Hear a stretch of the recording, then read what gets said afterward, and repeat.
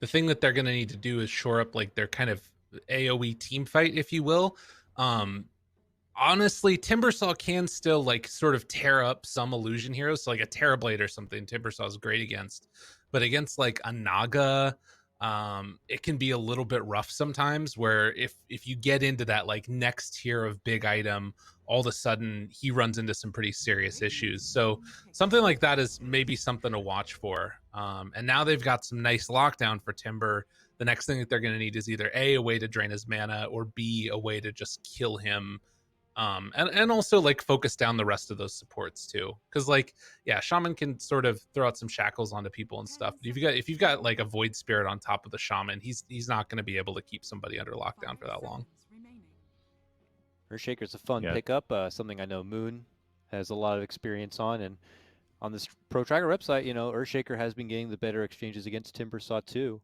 So it's something I'm sure has been practiced in pubs and is always kind of a snap pickup response into Timber.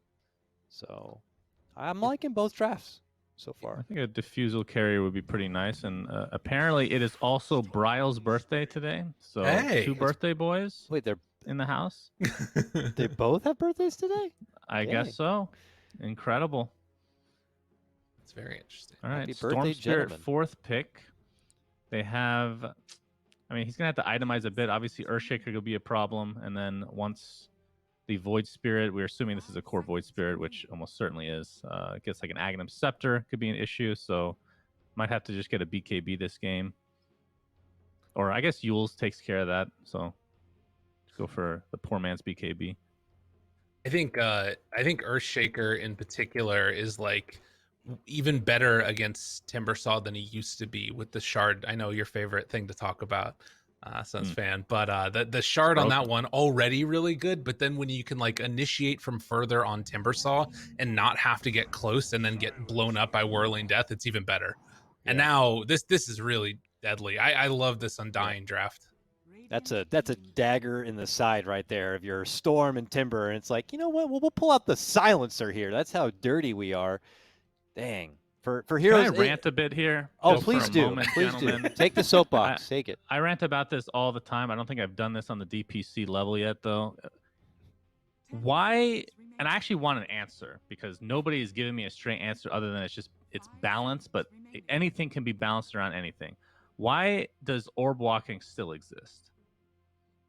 So for those, like, orb walking is basically like the Vipers of the world, the silencers that are able to cast their attack essentially without aggroing creeps during the laning stage. It is like when you're playing against that, it's miserable, absolutely miserable. I don't know why it's like a WC3 mechanic that still exists. Again, balance, but you could, come on. You're saying you can't balance the heroes around that?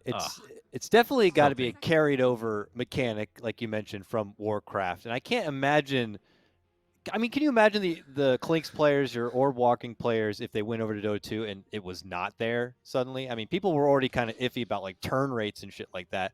They probably would have pulled their hair out if the orb walking was suddenly taken away. Now, in terms of is it balanced or not, I don't know. That's a whole nother question. But I feel like it is one of those things that higher skill players will always want to have because it separates them from anybody who's just auto attack walk. They want to be able to utilize the absolute moment they let go of that projectile. They want to be able to let go and move. So they get the most distance and catch possible. So I see what you mean. It's an intriguing mechanic nonetheless, but I don't see it going away anytime soon. Intriguing. That's an interesting word to use. I think my answer for why it's still in the game is because it's more effort to take it out than it is that you gain, because you gain like nothing from taking it out of the game. That's the reality. You gain helping out more casual people, which obviously is not a priority. So right. I guess you're right. As he introduces an item that changes all 100,000 heroes to some degree. Yeah. New player experience. Good luck there. But yeah, Silencer really good against Timbersaw because of the pure damage. Also could be played if it might be position 1, or I guess maybe in a mid here. But the shard is really interesting to me because it allows him to actually flash farm a little bit more as, you know, that core role. So that could be a cool pickup. But you can't get it till 20 minutes, so that kind of makes it a bit weird. But at the same time, probably something you end up getting as core silencer. 10 seconds remaining.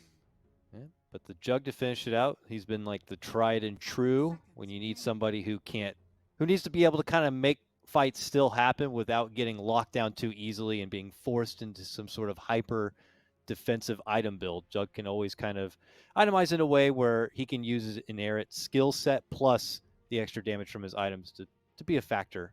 And I gotta say, I like the 5 spread here from Undying. Obviously, the silence are a bit intriguing because they might not be as polished up on it, but you can't help but feel like that's such a good answer to the lineup of 5ManMidas that it's going to be hard to favor 5ManMidas regardless of this pick. Yeah, I think they need out of this last pick a save of some kind, and I just don't see them being able to do that. And also somebody has high physical damage. So they check one box, which is high physical damage, but they don't have that save. And I think that that's going to be their undoing. Like the combo of a global with Moon jumping in at the same time, it's just going to be devastating. I think that this is going to be a really rough one for 5ManMidas. It's my thought. Like Lyrical's siding on Undying on this one. Suns fan, are you going to join him on that, or do you see hope for 5ManMidas? I'm in on Core Silencer. I think Undying is going to have a good game. All right, good stuff. Why don't we go ahead and throw it to a real short break, but then we're going to get right back to Lyrical, and GoDz here to bring you the coverage for game number 2. Hey, cool kids. How's it going out there? Dota 2 is going on. GoDz, we're here. It's happening. Game number 2. Do you like the draft any more this time for 5ManMidas? It's changed. I like Undying's draft even more, though, is the thing. Not so much in comparison. Like, I don't think not because they've massively outdrafted, just because we're seeing some cool different heroes. We get a Silencer picked up as, kind of a counter to Storm as well as Timber. We get to see a Shaker come out. That's always been a classic hero for Moon Meander. So just really excited to see some of these heroes on the Undying side and see how this draft comes together. So what I'm hearing from you right now is that you think that the draft last game from Undying was more likely to win, but this one you actually like it more. You this one gets style picking points. It. Okay. Exactly. That No more good. Alchemists. Easy. Oh, look Action at this. Time. And back behind, Bryle's trying to hide away. The rest of them are coming in. The 4-man fissure. And can they follow this up with anything? I'm not sure. Tomato does have spin ready to roll back on him if they want. I mean, this is some heavy posturing going on. It looks like it's going to be a peaceful posturing, at least for now. We've seen this 5-man Radiant move to the enemy bounty runes. I feel like in like half of the games I've cast, it just seems so common. They smoke up, they put the ward on the high ground, and then they invade and try to get a kill. If not, they at least secure double bounty runes. So, and if Undying aren't quick, they need to get to the top side. You may see Radiant get 3 or even 4 bounty runes here. Dude, you know what the real play is going to be eventually? People start doing this, and then Dire, run on in, level 1 Roche. It's the perfect plan. This is going to be amazing. I don't know if level 1 Roche is a thing anymore. I'm kind of sad. That was such a fun, kind of gimmick that used to exist because you got such a big advantage when you pulled it off. But I think they reduced the XP and gold from it so significantly. Yeah. And I think they also made it harder to do. I don't remember exactly what changes, but I just know they killed level 1 Roches. It's just one of those things where it's like it started to get done a little bit and then it completely stopped, and it's been so long that I would be interested to see what the numbers are on if there's a lineup where it's worth it, because one of the problems sometimes is you have to level up weird abilities to make it valuable. So I wonder if there's a lineup where you would still level up the abilities that aren't weird or whatever, and it ends up working. Yeah, and I think it used to be okay because everyone would get level 2 from doing that level 1. Exactly. So that weird ability doesn't matter. You're level 2 and you're going to the lane with a massive advantage. But I think I know who to blame for level 1 Roches dying off. Who is it?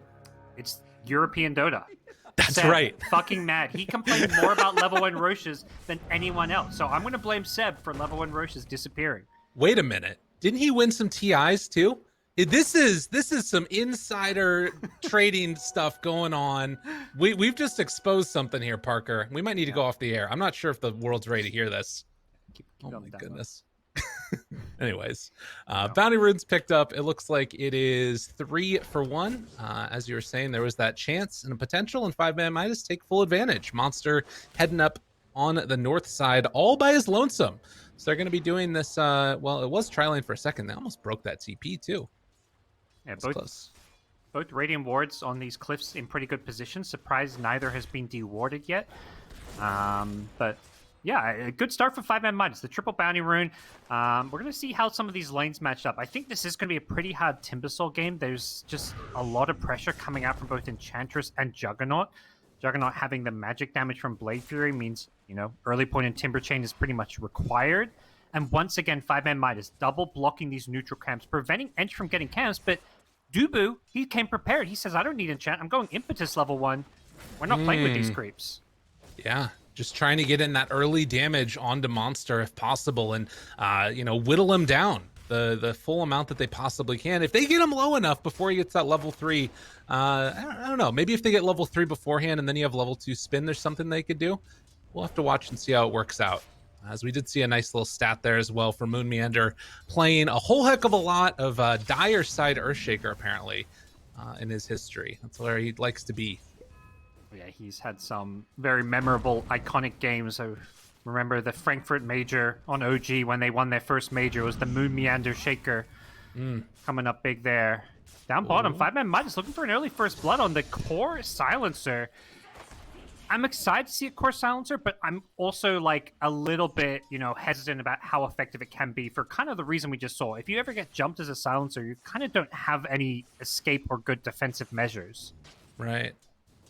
That's a big problem when you've got, you know, pretty strong lockdown in the early going. CM taking her 2 first skills in the early going, as Moon is going to be able to push her back. And, you know, I think that there was a lot of people that they remember Core Silencer being played by Iceberg in mid, you know, coming out of the CIS region. But some people forget it was Whisper, South American player who did it in the off lane, as Aikster is going to get jumped and eventually whittled down by Tomato.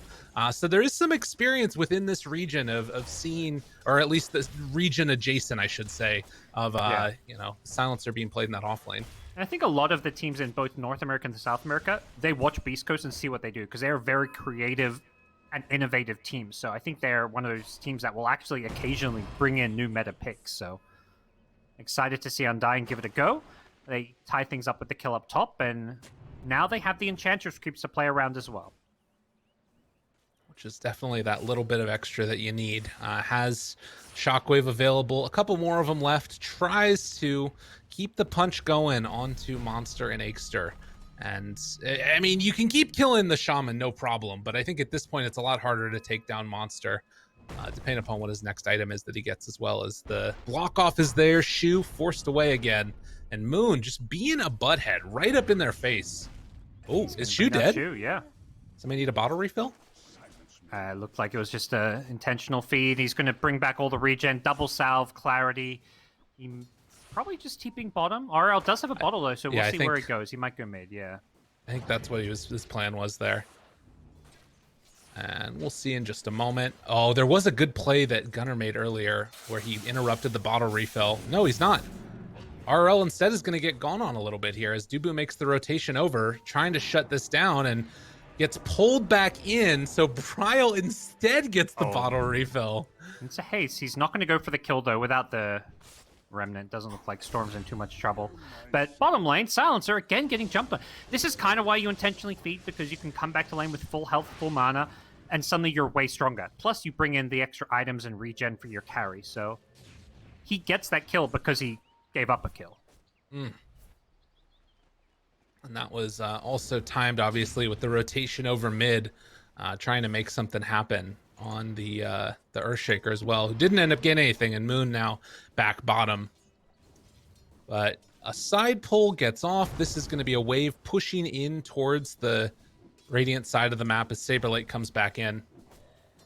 And at least for now, things looking relatively even as we get the first bounty runes coming up in just a moment.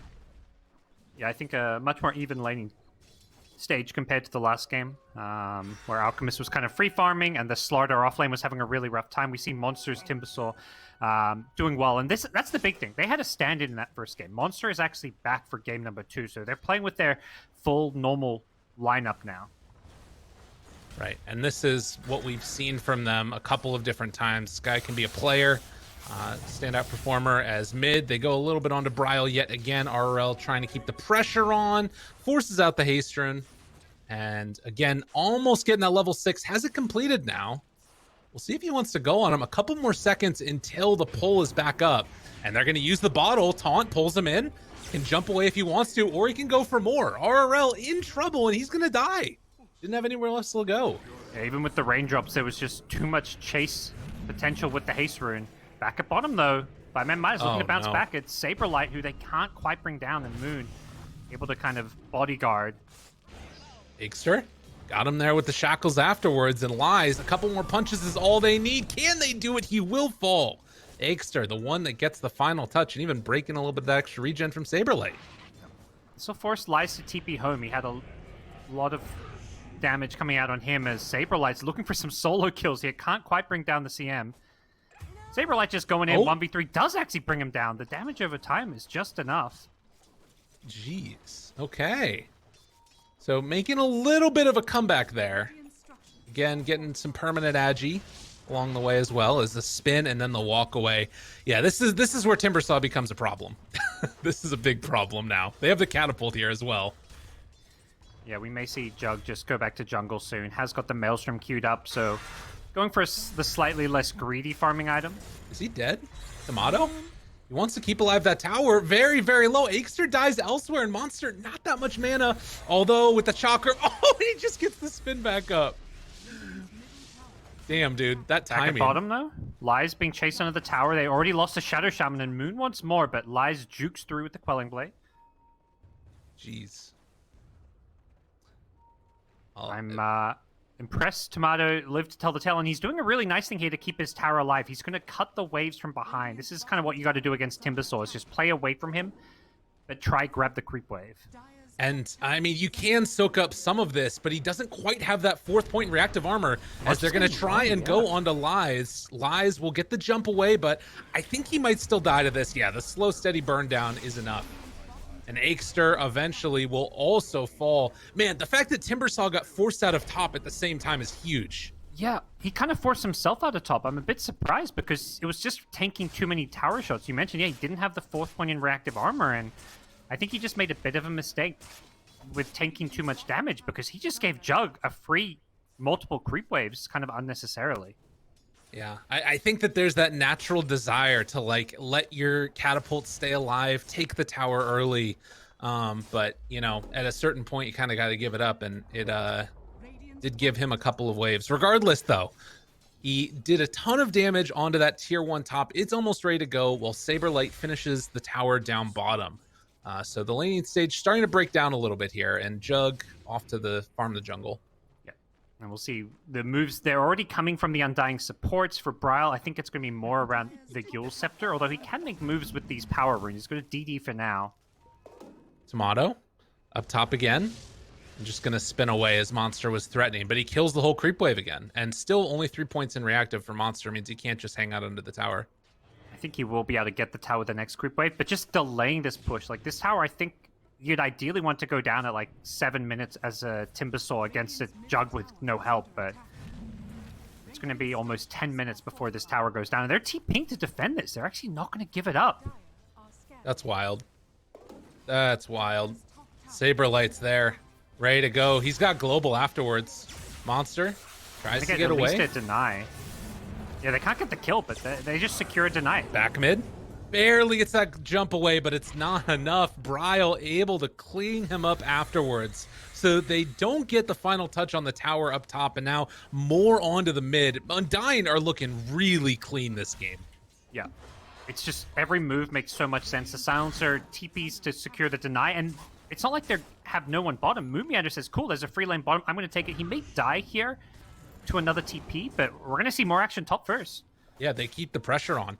And, I mean, Moon is getting chased around. He might actually just be able to walk away from Aikster. I don't know if they have the damage. It's a storm. Yeah, they can get him with the storm. But, you know, that's like a totally okay death. It's not like a misplay in any at all. It's very much just to calculate, well, the only way they kill me is bringing multiple heroes, and if they do that, it means we're pressuring top, we're pressuring mid, we're farming. Basically, we're out-farming the enemy team if they kill me.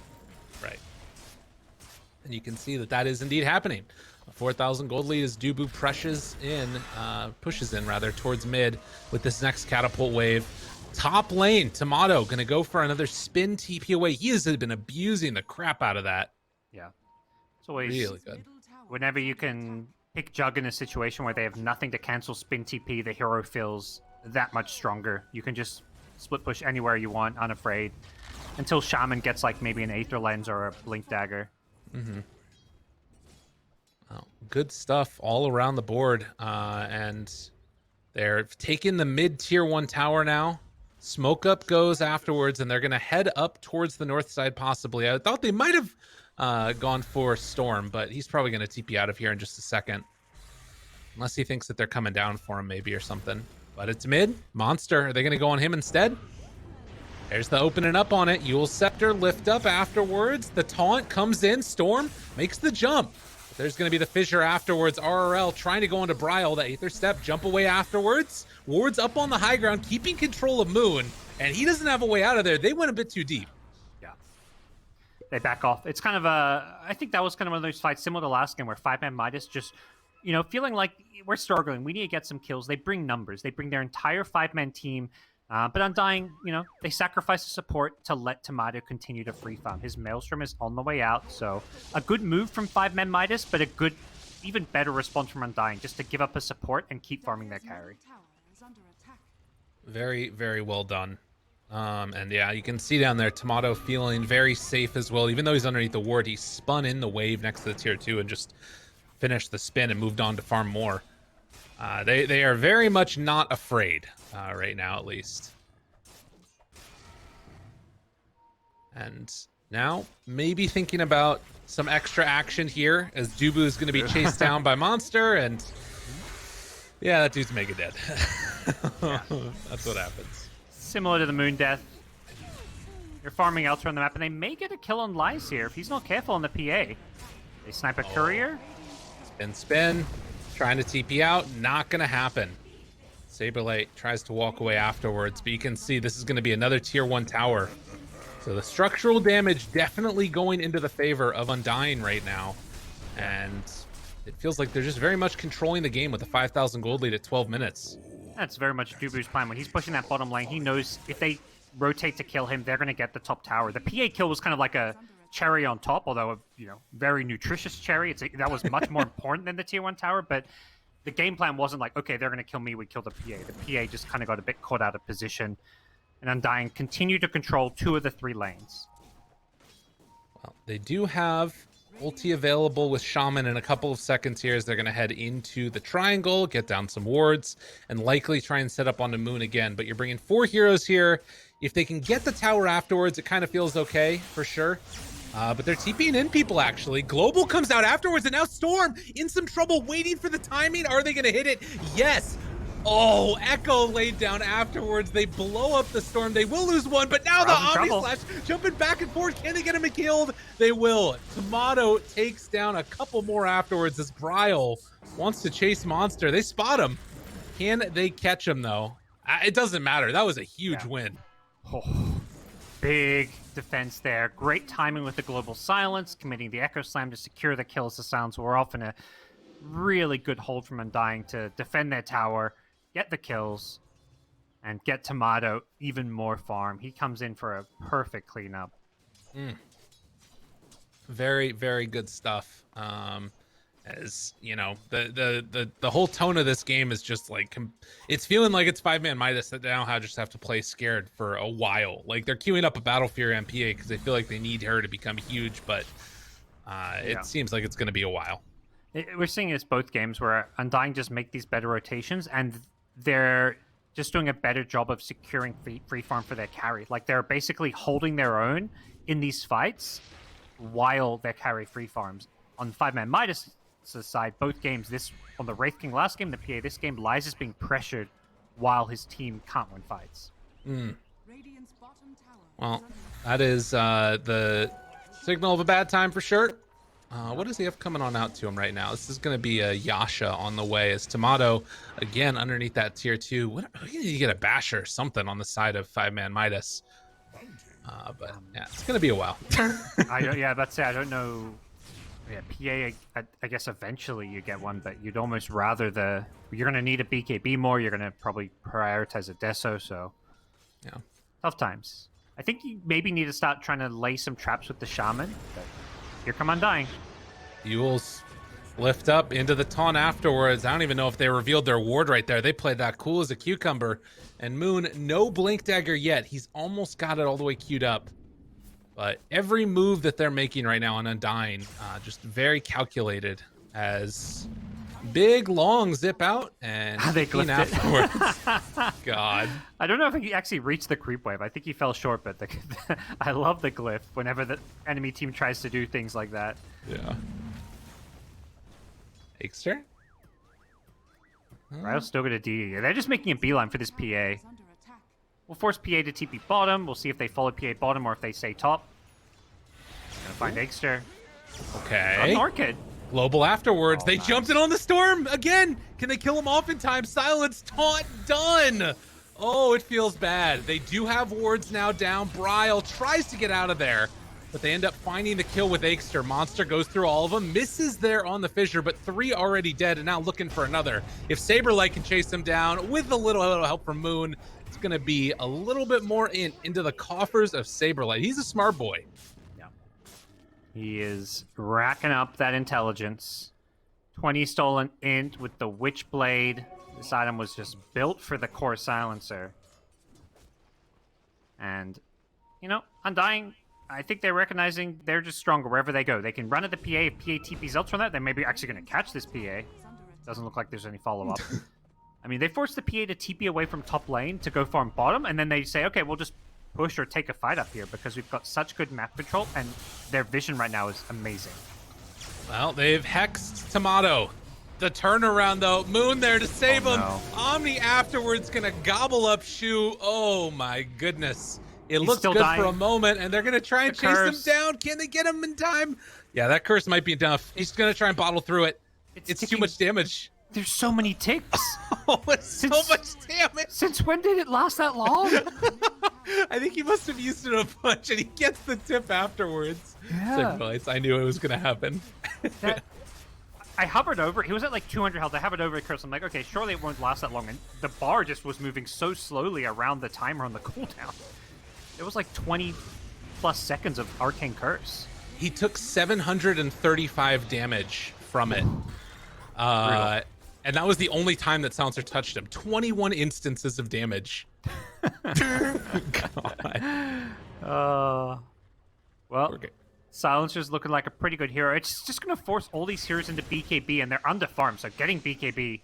Like, Storm's going to have a very late BKB, and even when you get BKB, you're going to feel like you have damage problems. PA... It doesn't even have the Battle Fury yet, so that's about to be completed, but you're in full catch-up mode.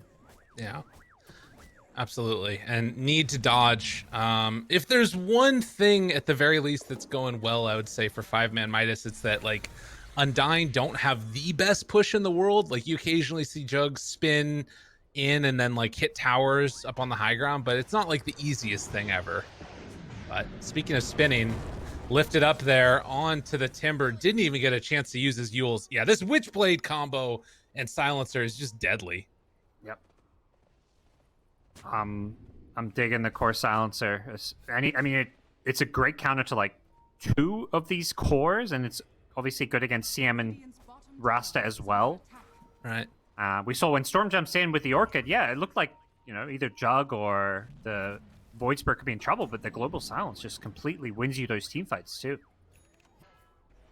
Well, and now they can't even take the fight when they know that the whole team is split up on Undying. They saw 3 up on the high ground here, and 2 were overtaking the shrine. Not going to be able to get anything. And 5ManMidas just bullied back inside their base. They're doing a good job on Undying, cutting these waves, so they don't really want to straight up go chase heroes around top lane that they feel like they might not catch, so they're going to cut these waves. They will go hunting, though. Brow gets a Yules off. Oh, and they're going to try and find the Called the storm. Silencer, but they got him. And now the chase down. Silence is available. Global comes out, takes down one, going to take down the other. Well. Devastating. Saberlights, Mr. Smarty Pants, up to plus 32 int. He just baits that one. Bryle's invis there. He doesn't panic and Yules the Shaman. He waits till he can find the Storm, and with the easy Remnant setup. Yeah. Yeah, it's tough. Down bottom, Monster's being chased now. Oh, this is Yule's used. Monster gonna try and TP out. Can they do it? Oh, just barely. Barely out of range. He's a lucky boy. Yeah. So 822, and as you said, a lot of int right now on the silencer. 16 of those kills were giving him a little bit of extra smarts. And, you know, I wonder if he goes for the 15 talent, honestly. I think, you know, I think it's the worst talent, but given the state of this game, why not? I think you might. Let him keep on scaling. I mean, the arcane curse damage, though. We've seen how many stacks he gets of arcane curse damage. I don't know how you can say no to that. That's when you true. saw what it did to the storm. Yeah, that's fair. I mean, it's almost a double damage at that point. Yeah, it's pretty insane, that talent. Especially if this game slows down and like 5ManMidas just go into like play high ground, just try and farm and split push. You're not getting as many kills, so True. that's where I just feel the permanent insta. If it applied retroactively, then I think it's worth it. But obviously, that would probably also be a bit OP. Yeah, a little bit, just a bit. Oh, double astral finds his man. Ooh, no, it didn't hit though. But the silence is there afterwards. He stuck around a bit too long. Tries to jump.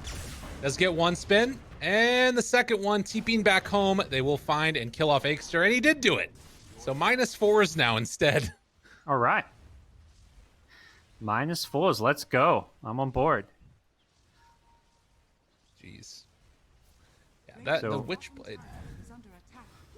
Yeah, he's just stacking up damage with all this. Echo. Again, catching. Lies, pulled back in. Lies, chased down. Lies, dead. There's picking them apart wherever they go. There's just so many heroes that have catch. The Shaker, the Void Spirit, the Silencer in some ways. And they're just roaming all over the place. 7, 1, and 5 on Browse Void Spirit, playing a flawless game. Like we kind of mentioned, he didn't have the best game last game, even though they won convincingly. This time around, perfect game from him. I love what we're seeing from Moon Meander. He's been in 15 kills as well, and they're going to look to get another kill up top. And you can see already a standout performance, historically speaking, as he's the third most kills at this point in the game and going to add another one onto it. Silencer, BKB done now. He's just a walking tank of right-click damage. Yeah, that's a problem. So much intelligence. Aghanim Scepter queued up next, so then you're looking at, well, last word being AoE. This is no longer the magic immunity piercing glaives that it used to be. Oh, almost caught him there. On that Earthshaker, he came really close on the storm. I think Saberlight thought he was still the buffed glaives with Ags, because he had an Ags queued up and now he switches to the Hex. He's probably like, oh yeah, better glaives. And he's like, wait a second. That's Change not the it. Ags. Yeah. The Ag Shard, though. There you go. Doesn't a glaive bounce? That's the dream. Like a Luna type hero. Yeah. I like it. Down bottom, 5ManMidas is smoked up, trying to make a move. This is where Undying spent a lot of time, but they finally decide to go for Roshan, feeling like it might be time to push high ground, so they grab an Aegis, and they're probably ready to siege high ground pretty soon. Well, that is a very, very nice timing here, as in the mean moment, Lies, what does he have on deck? Battle Fury done with Orb of Corrosion, and the first component right now of his BKB, or depending upon what he decides to go for. This is a tough one. Tough hold. Yeah, I mean, if they had these double BKBs on Storm PA, I would still be doubting Oh my their ability god. to defend. Dude, why did you Omni Slash? This is solo CM. It's the Swift Slash. It's the Ags. He still has Omni. Yeah. Gotcha. I was confused there for a moment. I didn't see it. All right, well, No. regardless, Tomato. That felt like a very Tomato thing to do in the moment. Oh, for sure. It's like, we won this. Let me Omni Slash your Crystal Maid to show you how much we're winning right now. They're going to keep on beating into it. Melee Rack's going to go down next. And now making the rotation over towards mid. 25 minutes in, 22,000 gold lead. They're going to jump now, try and find one global, but he managed to get the zip out afterwards. Okay. Well played, Storm. See if RRL can make something else happen now. Hex. This is the best fight they're going to possibly get out of this one. And Well, Storm is dead, and now looking for more afterwards. Shu is going to get bullied apart. Echo Slam afterwards. Another Swift Slash on the face. And it is GG for sure. 52 int stolen in the end as a 15, 2, and 10 performance on Saberlight. This is the best core silencer I think I've seen this patch for sure, and in a long time. Yeah, that was just absolutely dominating. That bottom lane was a field day for this silencer, racking up intelligence. And this is not a hero you normally think of as making, ganking, making moves around the map, but Saberlight managed to just show up everywhere, was always in on the action, just great performance from him, as well as the whole team. I think Undying just showing that they are a full tier above 5ManMidas here, and we get the kind of expected 2-0 result. Right, and I think that this showed also, a little bit more clean play, it felt like, from Undying at points. It wasn't like those couple of, you give up kills here and there, what have you. I think everybody played really well. I think you pointed out Bryle kind of struggled in game number 1. This time he looked a lot better.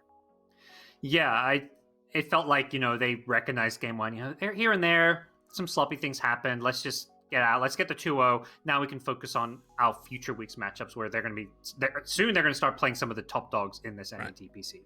Totally. Well, ladies and gentlemen, that's going to do it for us for game number 2. Undying, take it, a clean sweep right over the top of 5ManMidas. But we are going to go to a quick break. When we come back, panel, which I think still includes me. When we come back, you'll see me again. But, for now, to a quick break.